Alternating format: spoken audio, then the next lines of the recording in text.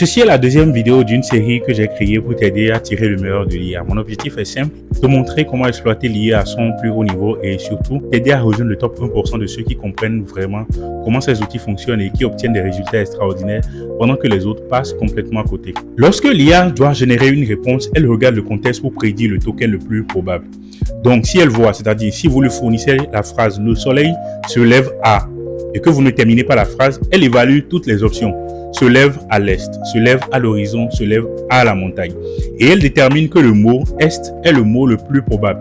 Et la phrase est générée non pas depuis une mémoire ni depuis des faits stockés, mais depuis des probabilités de proximité mathématiques. Et c'est pour cela que l'IA peut sembler incroyablement intelligente et parfois totalement étrange, bizarre. S'il y a une chose que vous devez retenir, c'est que quand ton prompt est vague, cette machine à deviner qu'est ChatGPT ou Gemini te donnera des réponses vagues. Quand ton prompt est précis et ciblé, l'IA te renvoie des réponses précises et ciblées. Alors, comment structurer son prompt et obtenir les meilleurs résultats des IA? Et il faut structurer son prompt en suivant cette méthode. ACM. A pour acteur, dit au modèle qu'il doit incarner. C pour contexte, lui donner le contexte et les données dont il a besoin. Puis M pour mission, indiquer clairement ce que tu veux qu'il fasse. Au lieu d'écrire par exemple, corrige mon CV, essaye plutôt ceci.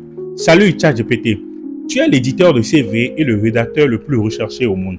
Tu as rédigé des milliers de CV qui ont abouti à des entretiens dans les plus grandes entreprises tech au monde. En disant cela, tu viens de dire à l'IA quel est son personnage. Tu viens de lui donner un personnage et tu viens de lui donner un rôle qu'elle doit jouer. C'est ça le A, acteur. Pour la deuxième ligne, tu vas dire, je joins mon CV et la description de poste pour un rôle de Senior Product Manager dans une entreprise de FinTech.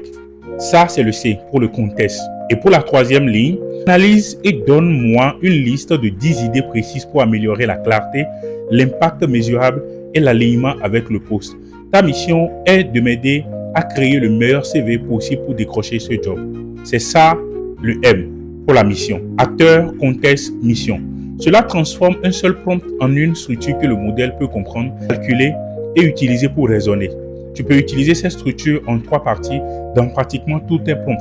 Et à partir de maintenant, tu vas commencer à voir des résultats au moins 5 à 10 fois meilleurs qu'avant.